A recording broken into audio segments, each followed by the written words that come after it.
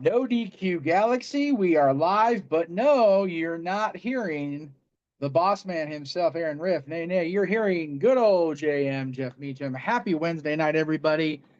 It's Wednesday on NoDQ.com, and you know what that means. After Dynamite, it's time for the Dynamite recap for August 23rd, 2023. Shout out to the folks in the chat room who were here prior to us going on the air. Daniel Molinek, I'm sorry, Daniel, I always mess up your last name. I apologize. Daniel's here. Nick Lavin's here. Matthew Hostetter's here. Lucci Club Studios is here. City by the Bay. Dakota Shelbourne, Joey Perez, and Mohammed Bellasan.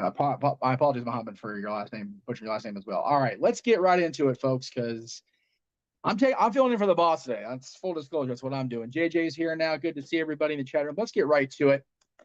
So we started off Dynamite, as one would expect, with in-ring action, or so we thought.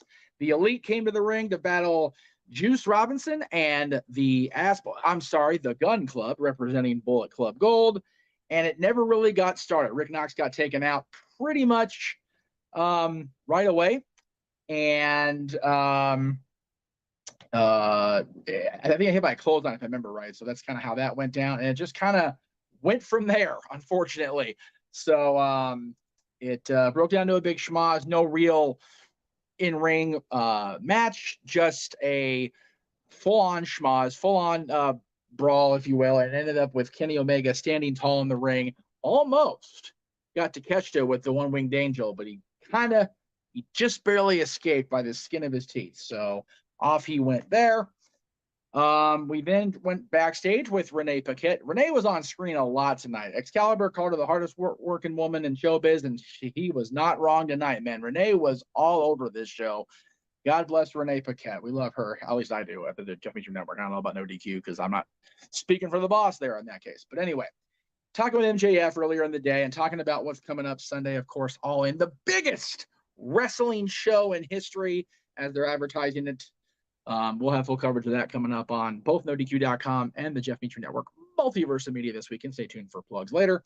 Talking about the biggest show in history, Max was, and talking about he's standing on the shoulders of giants, referring to Bruno Sammartino and Hulk Hogan and a lot of former WWE champions. Didn't mention anybody in AEW. I found that not surprising from Max. It's still very interesting. And he said if he wins Sunday, then maybe he becomes a giant himself. And then he, of course, was asked about, as he's always asked, both of them are always asked about his true intentions. And they showed several times where Max looked like he was going to work himself up and attack Adam Cole and then decided not to. And Max said, he asked the crowd, it's new for him. It's new to be vulnerable. It's new to let his guard down, new to trust. But he's asking them to go on the journey with him, asking us, the AEW crowd, to go along with him on this journey that he's on. And this thing is cricketer and a politician. Jesus Christ. It's a bitch. Anyway, I'm trying, guys. Like I said, Studio A is having major tech issues with this weather and the heat, so I apologize. But anyway, so that's what's going on with MJF. He was the very first interview segment. Shout out to Matthew Chatter. The show did start off with a major cluster, you know what, but what do you expect? We had to get a lot of stuff in tonight. So anyway, it is what it is.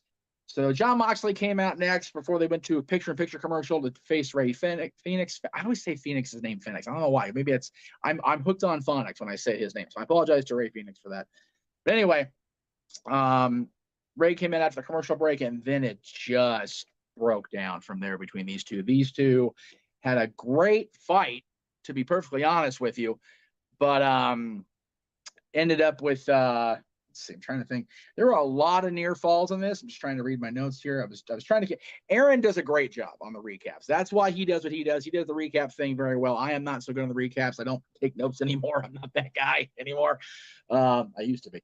Not as good as I once was, but I'm as good as I ever was, kids. So it ended up the match ended with Mox giving rocking Rey Fenix in the sleeper after a lot of great spots. You had one spot where Mox hit the Avalanche Death Driver, got a 2 count. One point he hit a Phoenix in a beautiful frog splash. And you know what? I'll agree with Matthew here that Rey definitely carried Mox in this match, but they really, they really, excuse me, Rey put Mox in a good light here, and this is what wrestling is about. With the end here, and we'll get to the ending here in a minute. I don't disagree with what Matthew said there, but the way the announcers sold the ending and sold the aftermath was kind of silly. Anyway, Mox wins with a sleeper, but then out come Wheeler Yuta and Claudio Castagnoli, both with crowbars. Rey Fenix takes a nasty, and I mean it looked nasty, crowbar shot to the face. They went to go hit basically the kill shot, for lack of a better term, and out came Penta and Eddie Kingston, but they were stopped in the aisle by Ortiz. And then out comes Santana to attack both Eddie Kingston and Penta. And so the former LAX are back in AEW, and they apparently are siding with the BCC in this 10-man stadium stampede match on Sunday. So it's gone on from there, but eventually Rey Fenix was taken out on a stretcher, and they went to commercial with the announcer was very somber, talking about DraftKings and everything. And then they went, as they were loading Rey Fenix into the stretcher into the ambulance, Renee, God love Renee, tried to ask Eddie Kingston his feelings, and Eddie verbally took Renee's head off, man. He was pissed. See what your husband did there? I love it. Works better in AEW for me to have Renee's relationship with Mox be addressed, because Eddie Kingston legitimately is one of Jon Moxley's best friends, and they have been friends for years. So I wouldn't say they've joined the BCC guys. I would just say that they are aligning against a common cause, and they're both upset at Eddie for some reason. We don't know yet, right? Anyway, so I love that Eddie Kingston is just like all up in Renee's face. Renee's just flummoxed, just verklempt about it. It was beautiful. Great segment. I enjoyed it. A lot of people on social didn't enjoy that for what I saw. So I enjoyed this. I enjoyed that for me. And then earlier, another Renee Paquette interview. They showed her earlier in the night talking to Sammy Guevara about him bailing Chris Jericho out of his ass whooping last week from Osprey and the Callis family. And let's see, Matt and oh God, who was the other came on 2.0. I can't remember. I try very hard to keep up with AEW, but there's a lot of damn people on that roster. But the former Jericho Appreciation Society all came in. Garcia and Daddy Magic, and I forget I always forget the third guy's name in 2.0. I feel like an asshole. Anyway, they came in and got in Sammy's face and walked off, and Sammy just like, well, I don't care because I'm Chris's friend. I've been with him since day one with Dynamite, so I stand by him. Then they had what many of you thought would be a letter grade down, the contract signing for an already scheduled Angelo Parker. Thank you. Jesus Christ, Jay. I appreciate that. Angelo Parker and Daddy Magic and Daniel Garcia all confronted Sammy. But I'm not going to give it a letter grade down because I actually enjoyed this contract signing. It went the way you would expect it to go. And yes, I understand the match was already announced. And yes, I understand that it's silly. And I don't disagree that it's silly to have a contract signing on a match that's already been signed, right? I think that's abysmally ridiculous. I'm going to make sure I brought no DQ tonight. Anyway, so this segment was fun to watch. And yes, I will agree with Matthew that Osprey just destroyed Jericho on the mic here and said exactly what everybody's thinking. This match is all to feed Jericho's ego. I don't disagree with that from a fan standpoint. But I think it's more important than to Jericho than that. Will did good, and Will's angry was great too. So anyway, let me recap it real quick here, guys. So Shivani's in there, of course, because Shivani ain't got nothing better to do apparently. Osprey came out with that piece of Don Callis, and Don, made it a point to showing Shivani that he didn't introduce Callis. So then Callis told Jericho the only thing better than having Jericho in the Don Callis family was being the man who would basically organize the destruction of the greatest of all time, Chris Jericho. And then Don Callis put a great reference in, if you guys caught it. If he could be serious for a minute, Chris Jericho nearly got killed in England a couple years ago, And Don Callis promised that on Sunday that Osprey would finish the job. And then Osprey got on the mic and just lit Jericho up like a Christmas tree, got in the crowd, and basically, asked if Jericho was taking this serious or if it was just another, vanity project for Jericho with everything he's got going on. Because Osprey, this is the match of his life. His wife's going to be there. His stepson's going to be there. This is how he's going to set his legacy. This is how he's going to make his mark in wrestling, is by having the biggest match of his life against Chris Jericho. And Jericho was very quick to, and he also said at one point, if he wins on Sunday, he'll be the only man to have beaten, I'm going to try, JJ. I'm going to try it. Here we go. Ready?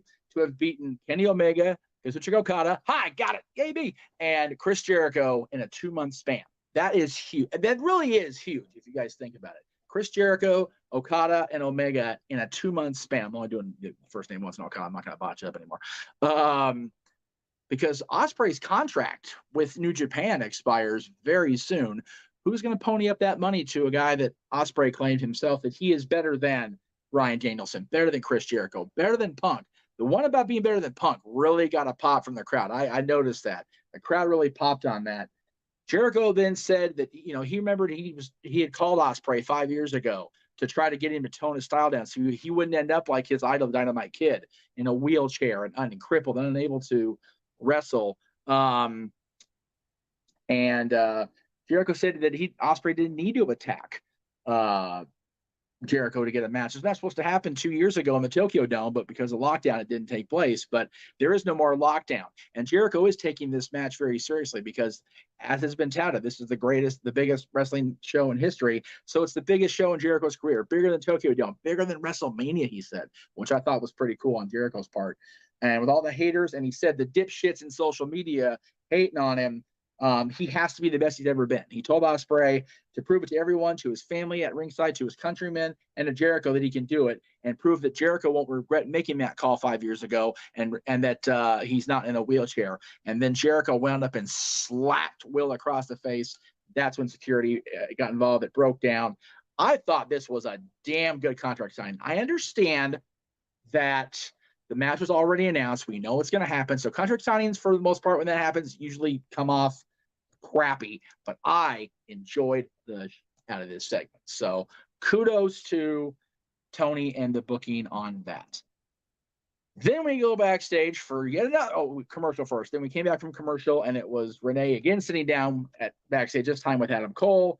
Kind of the same thing I did with Max at the start of the show, with talking about the relationship between him and MJF. And talking about how important it is Sunday with both championship matches. They have the tag title match, of course, for the Ring of Honor titles, and the 0 Hour, and then, of course, the world title match in the main event.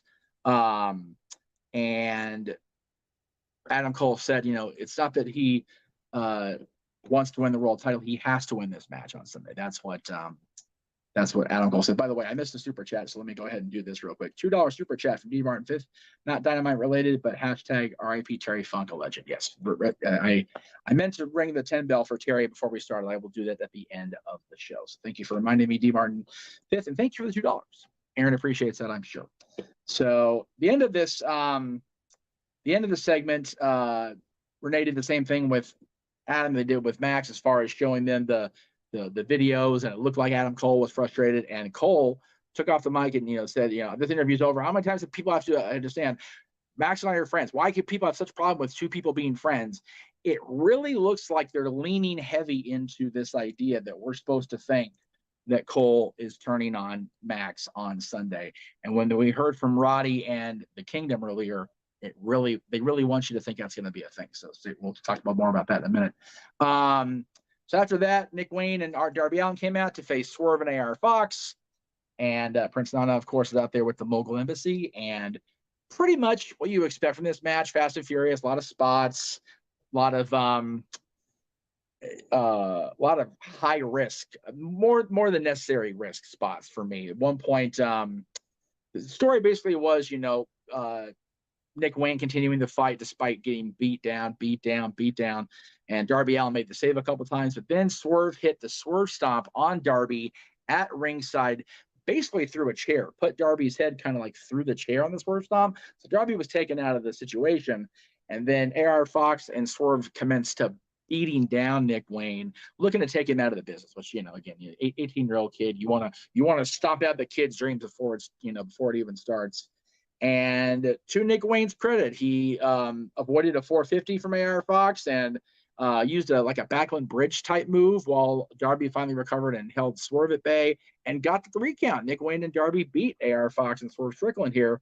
And then Swerve got annoyed and irritated with the continued failures of AR Fox, and Prince Nana fired him, or Swerve made Prince Nana fire AR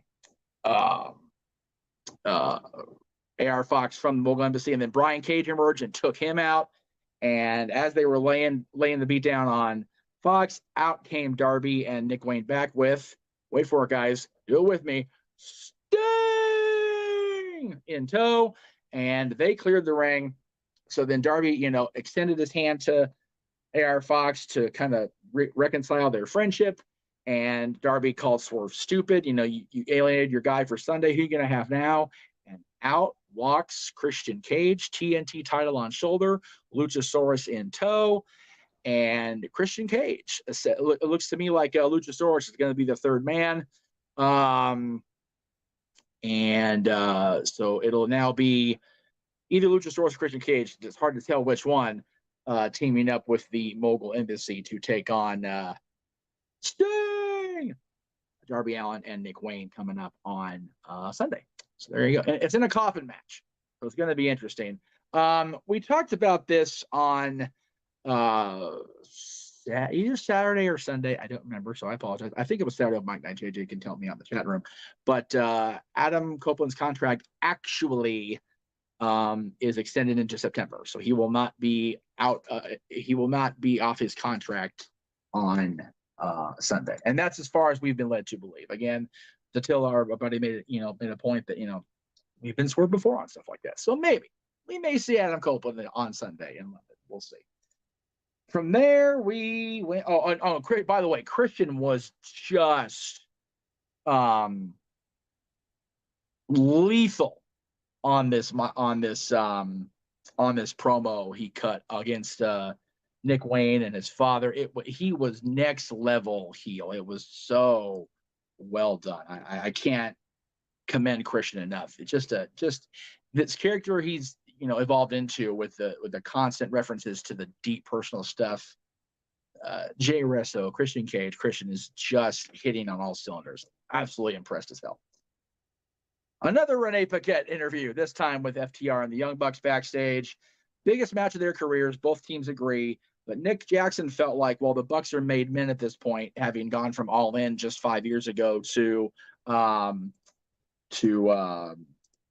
where we're at now with Allin going to London, that FTR need to win this match. That was Nick Jackson's opinion, of course, to set their legacy. Once and for all. Renee asked if it was more about the championships or the greatest tag team of all time. Matt Jackson got pretty fired up, talking about, FTR only had a job because WWE cast them aside, and, the Bucks and AEW rescued them, and their very name comes from being the elites, and FTR originally standing for a revival back on that show, and now FTR is, of course, their team name. See, I don't think it was a bad segment. I just think it came off a little forced, and I wonder how close to the arrest this was recorded, because I'm sure Cash is obviously rightfully got shit on his mind right now. So I don't think it came off as bad as all that, though. But it did end with no fisticuffs, didn't come to blows, just very intense, very direct segment. I think I enjoyed a lot more than a lot of people are going to be in the chat room. But that's just my own thing.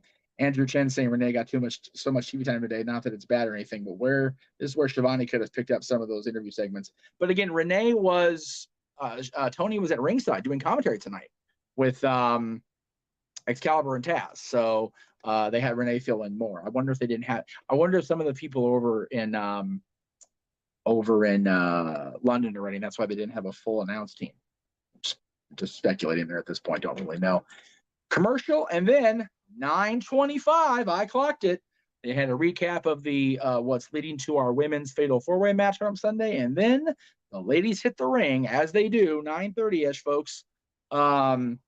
Ruby Soho came out to face Sky Blue. Both women had like those little old WWF Superstar style pre-tape segments there in the lower third, and Ruby called out Chris Statlander as TBS champion. Definitely wanted to get there, make it known that she wants a shot at Chris Statlander and the AEW the TBS championship, regardless of what happens here. So very, very cool little note there. Back and forth women's match, not the greatest women's match in televised history, but pretty decent match. They brawled the start. They went through a picture commercial, did a little bit of, I guess, for lack of a better term, chain style wrestling toward the end, and then Ruby hit the Destination Unknown, got the 1, 2, 3, and again called out Chris Statlander. Said she's got her eyes on her. Decent, just an average women's segment, nothing ooh ah or anything, just little time filler, if you will. And then again backstage to Renee Paquette. Don't make this a drinking game. You guys will have alcohol poisoning by the time this show is over. I promise. Actually, I think it's the last one, so maybe you guys are safe. She's backstage with Roderick Strong and the Kingdom, and she asked what Roddy's deal was with Adam Cole's new friendship, and Roderick Strong said, after Sunday, we're gonna know who the real MJF is, and we're gonna know who the real Adam Cole is, and that, of course, is leading to major speculation about this heel turn. People are chattering about it. Are we going to see Adam Cole reunite with Roderick Strong and the Kingdom and legitimately take Max out, cement this heel turn, solidify MJF as a babyface? Time will tell this coming Sunday, folks. We shall see. They recapped the House of Black destroying the Acclaimed and taking out the Acclaimed and destroying Billy Gunn's boots last week. The Acclaimed then came out. No music, no rapping, no nothing. Just walked out there, and Bowens shouted at the House of Black to bring their asses out there. House of Black did. They surrounded the ring on the apron. The three male members of that could be wrong out of context, jumped in the ring and beat the crap out of the Acclaimed. Billy came out. They cleared the ring. Billy said, I was content, that he was content to stay retired and leave his boots in the ring and walk away. But then the House of Black made the mistake of not only hurting his kids, but destroying his boots and basically pissing on a Hall of Fame legacy. So they said that was fine. You're going to get your wish here. He said, Billy's done some of this business that is go down in history. He's a Hall of Famer. And one more time, in front of 80,000 people, in his eyes, Billy is going to take everything from the House of Black. And on Sunday in London, it will be the House of Black taking on the Acclaimed, and not the fun-loving daddy ass, but somebody we haven't seen in a while, badass Billy Gunn. So Billy Gunn will indeed be going badass coming up on Sunday, and it'll be cool to see Billy Gunn kind of bring out that intense side of him. Excalibur did his rapid plugs for Collision, 0 Hour, All In, and a couple matches for All Out. So I thought that was cool. We got some All Out matches announced there. Hardys came out before the commercial at 9:48. So with less than 12 minutes to go, we went to another commercial. Aussie Open came out to defend the Ring of Honor tag titles against the Hardys. Of course, the winning team would face MJF and Adam Cole in the 0 Hour on Sunday. Kind of just, televised tag match. I didn't expect the Hardys to win, to be honest with you. It'd be odd, I think, to not have Aussie Open there with Will Ospreay being there against Chris Jericho. So Aussie Open retained the titles. They got on the microphone and basically talked down about MJF, Adam Cole. Out came MJF and Adam Cole, and they commenced to beating them up. Got into a little skirmish, if you will, and of course ended with MJF and Adam Cole standing tall. There was a couple of points where it looks like it was going to be an accidental point of impact between MJF and Adam. It didn't happen that way, so it worked out. But they did end the segment with them hugging it out. There was one point it looked like MJF was going to take the Dynamite diamond ring and knock Adam Cole out, and instead they embraced the middle of the ring. So that's how we ended the go home to All In, with the newest friends in the industry who are going to fight for the world title on Sunday, embracing in the middle of the ring. So that was Dynamite. Pretty straightforward go home show. Nothing extraordinary. So I'll give it a B. Just average B, not a B plus, B minus, just a solid B for me.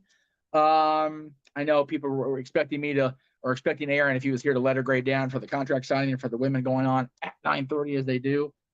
Not surprised by that shit at this point. So, yeah, it's just one of those things.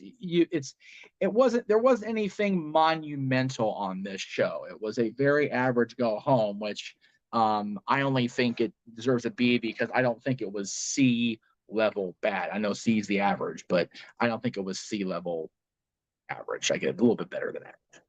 That makes any sense. A lot of plugs to go through. Let me just do it real quick here. Of course, coming up tonight as the top of the hour on the Cassidy Studios, our buddy JJ Williams will be doing Renegades reviews of the movie Legends. That's part of his August of reviewing the movies chosen by his birthday girl, or his girlfriend, which her birthday's tomorrow. Happy birthday, Cece, in advance. Happy birthday to JJ as well. If you missed our coverage of NXT Heatwave, JJ got a birthday song from members of Paradise Kitty. You'll see that highlight on a Mike Night this weekend. Friday. Okay, so I'll go and do Friday's plug now for JJ before I forget, because I will forget. He will be reviewing the classic movie, The Dark Crystal. That is on Friday, August 25th. Tomorrow, let me go ahead and take the logo down because we're going to have a lot of graphics. That's going to need people's faces out of there. Tomorrow is a packed day across the Jeff Meach Network Multiverse of Media. So let me go ahead and get my shit in. 5 Eastern, 2 Pacific, the return of Jack of all trades, as our buddy Sadi Yagi defends again.